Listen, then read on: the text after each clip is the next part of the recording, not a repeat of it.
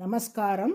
1000 நாமங்கள் 1000 கதைகள் 208வது திருநாமம் சாஸ்திரே நமக. திருவாரூர் மாவட்டத்தில் உள்ள ஆலங்குடி என்னும் ஊரில் நாராயணன் என்ற வேதியர் வாழ்ந்து வந்தார். அவரும் அவரது மனைவியும் மிகச்சிறந்த கிருஷ்ண பக்தர்கள்.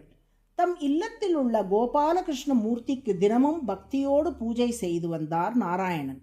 கிருஷ்ணனின் அருளால் அவர்களுக்கு ஓர் ஆண் குழந்தை பிறந்தது. அக்குழந்தைக்கு ராமகிருஷ்ணன் என்று பெயரிட்ட நாராயணனும் அவரது மனைவியும் அக்குழந்தையை கிருஷ்ணன் தங்களுக்கு அளித்த வரப்பிரசாதமாக கருதி வளர்த்து வந்தார்கள். 5 வயதிலேயே ராமகிருஷ்ணனை அவனது பெற்றோர்கள் குருகுலத்தில் சேர்த்தார்கள். வெகு விரைவில் அனைத்து வேதங்களையும் கற்று தேர்ந்து பெரும் வித்வானாக வீடு திரும்பினார் ராமகிருஷ்ணன்.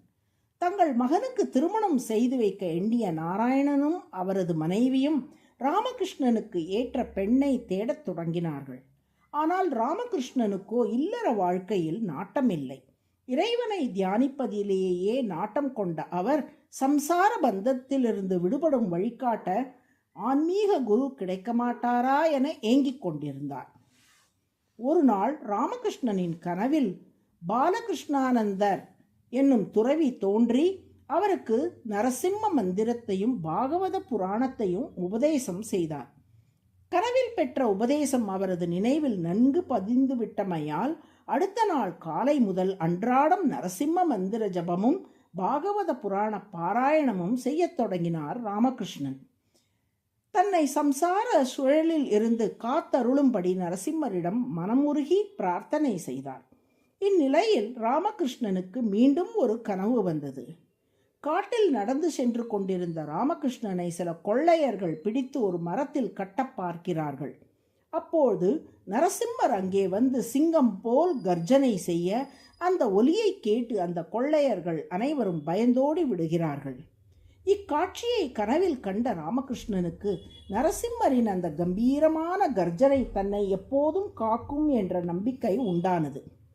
வீட்டையும் உறவுகளையும் செல்வத்தையும் விடுத்து துறவரம் பூண்டார் ராமகிருஷ்ணன். ஸ்வயம் பிரகாஷானந்த சரஸ்வதி சுவாமிகள் என்று பெயர் பெற்றார். பற்பல ஊர்களுக்கு நடைப்பயணமாக சென்று பாகவத புராணத்தை பிரச்சாரம் செய்தார். மக்கள் அவரை ஆலங்குடி பெரியவர் என்று அன்போடு அழைத்தார்கள்.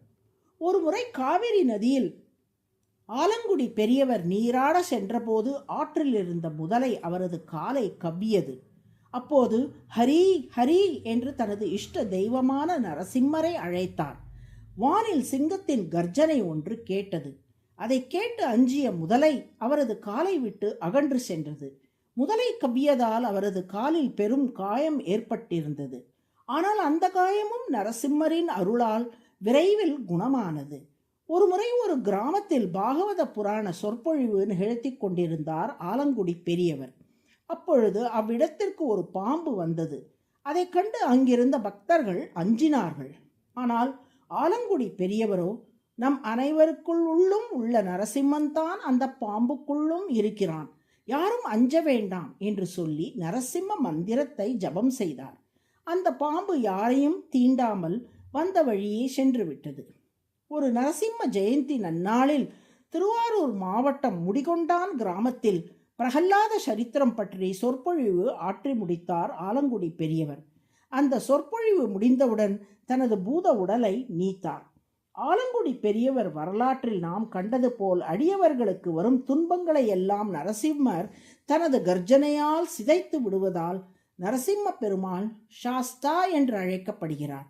சாஸ்தா என்றால் தீமைகளை சிதைப்பவர் என்று பொருள். அதுவே சஹஸ்ரநாமத்தின் 208வது திருநாமம். சாஸ்திரே நம என்று தினமும் சொல்லி வரும் அன்பர்களுக்கு வாழ்வில் எந்த தீங்கும் வராமல் நரசிம்மர் காத்தருளுவார். நாராயண நாராயண.